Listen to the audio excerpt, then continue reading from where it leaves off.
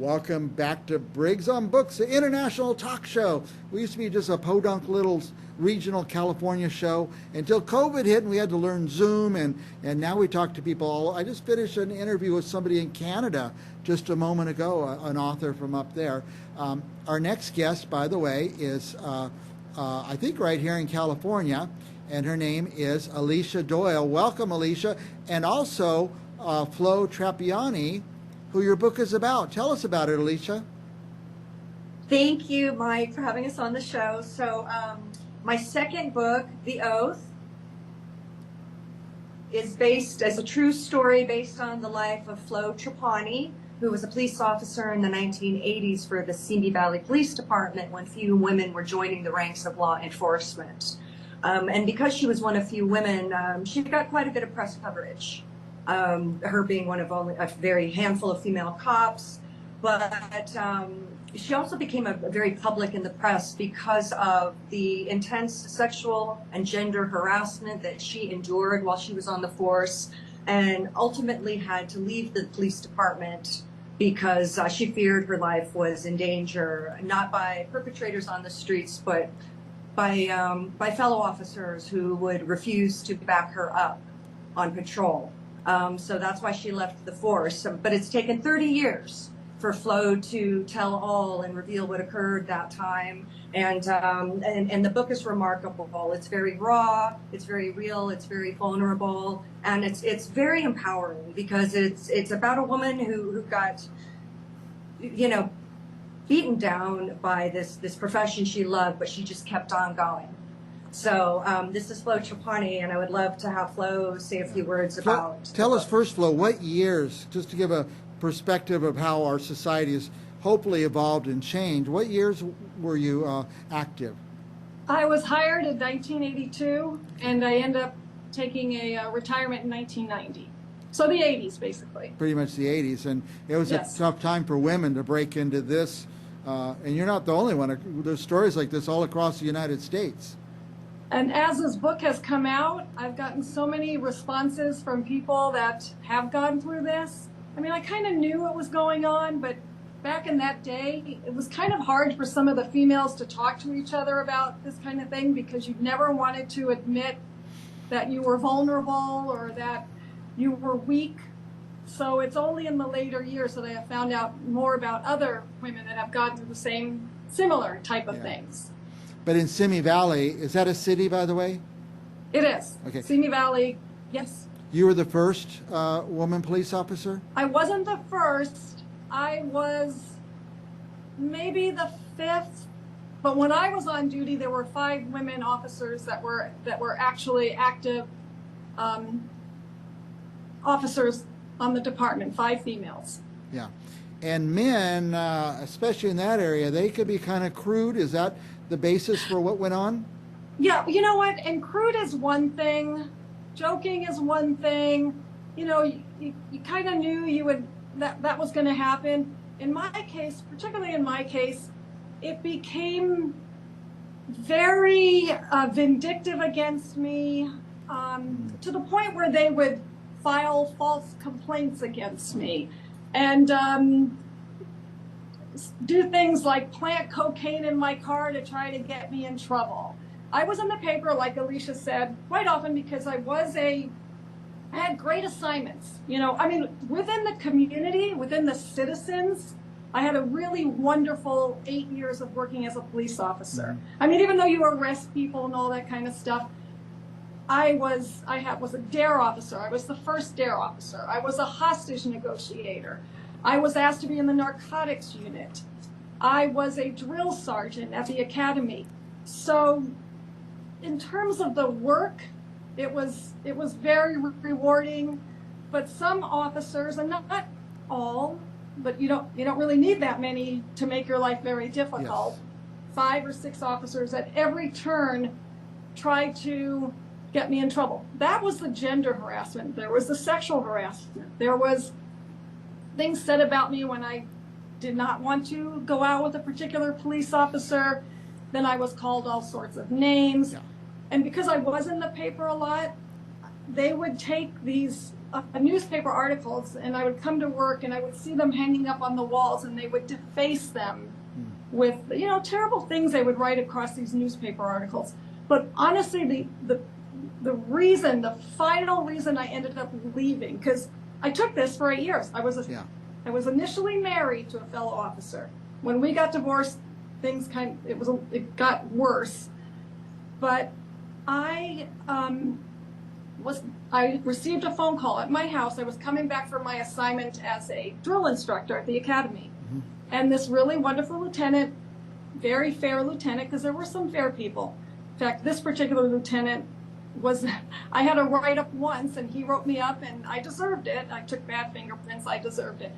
He gave me a call at home, and he said, do not come to work today. Now, I had been on assignment for 4 months out at the academy, and I was like, why? He said, if you come to work today, it's a death sentence. And I was like, a death sentence? He says, in the briefing room today, officers were talking about not backing you up in patrol. Wow. And so I don't know how much some people understand about that, but that is where you rely on your fellow officers should anything go wrong. So if there was a problem, these officers were not going to back me up. I had my daughter, I believe, was 5 at the time. I could take all that other stuff, and even though that was very difficult, and fight back every time a wrongful complaint was made against me, and every time I fight back, I was found not guilty because I didn't do these things they said.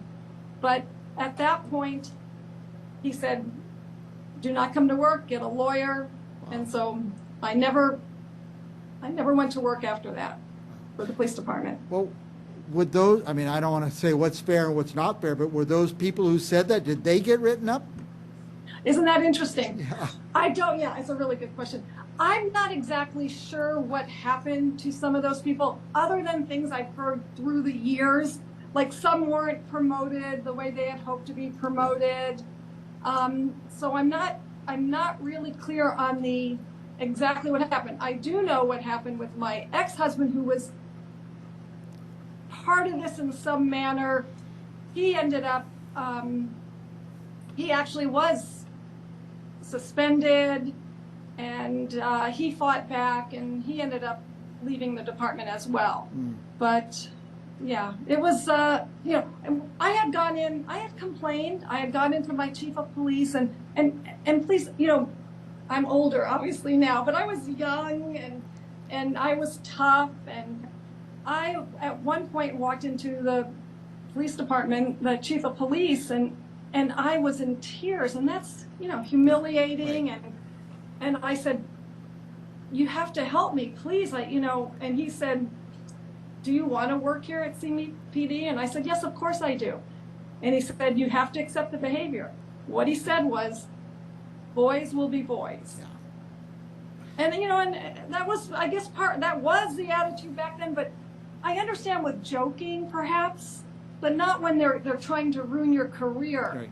Or ultimately, Obviously, it went way beyond hazing or just giving you some ribbing or giving you a hard time. They wanted to ruin you. They want putting cocaine in your car. They could have sent you to prison. I guess that was their idea. In fact, one officer, because you check your car out in the morning, I checked my car out. I was coming back out to the car, and one nice officer said to me, Flo, you better check your car again.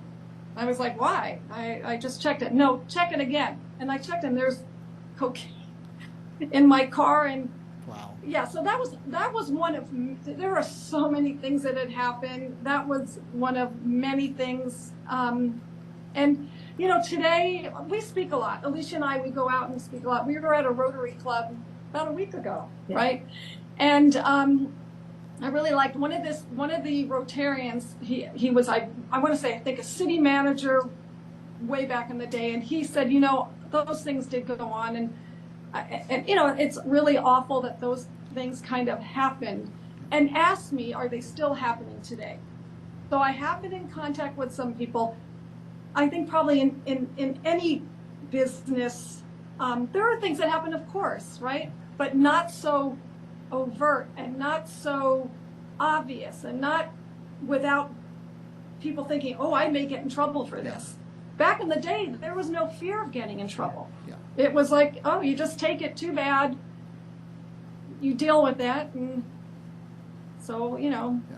Well, I had the pleasure of serving for a while in the state legislature, and at one time so many people were suing the legislature for sexual harassment, they made us all take sexual harassment training. It's the best thing I ever did, because you just don't realize sometimes what you're saying, how hurtful and damaging and inappropriate things are. It really changed my life, but Sure. in the 80s, there was not a lot of that kind of training.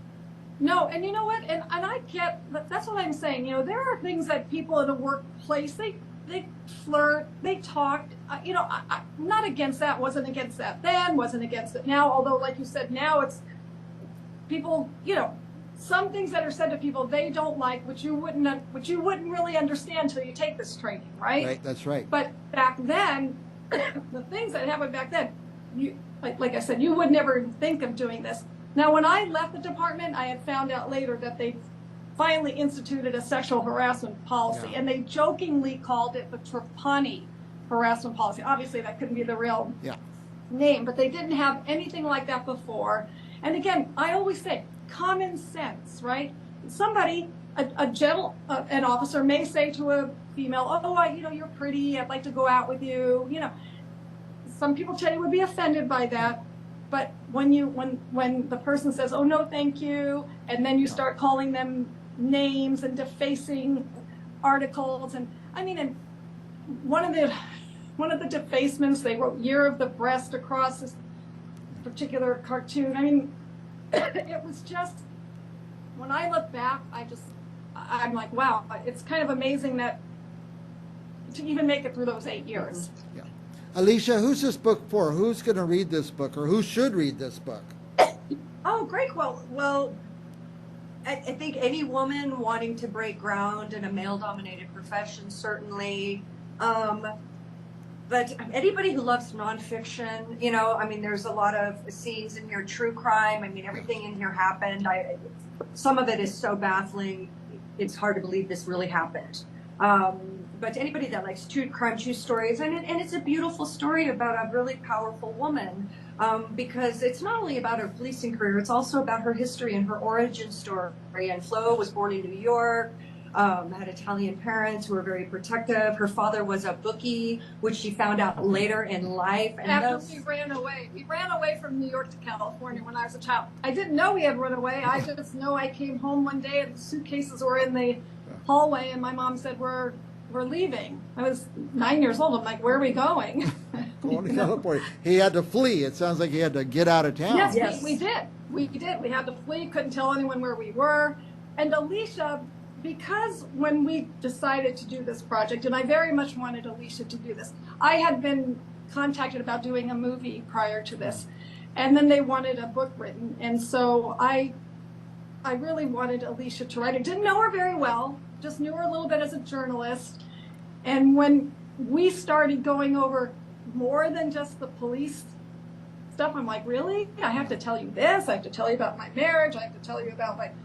And she said, of course, Flo, it's your whole story. So she got a lot of, you know, things out of me that I might not have said in normal life.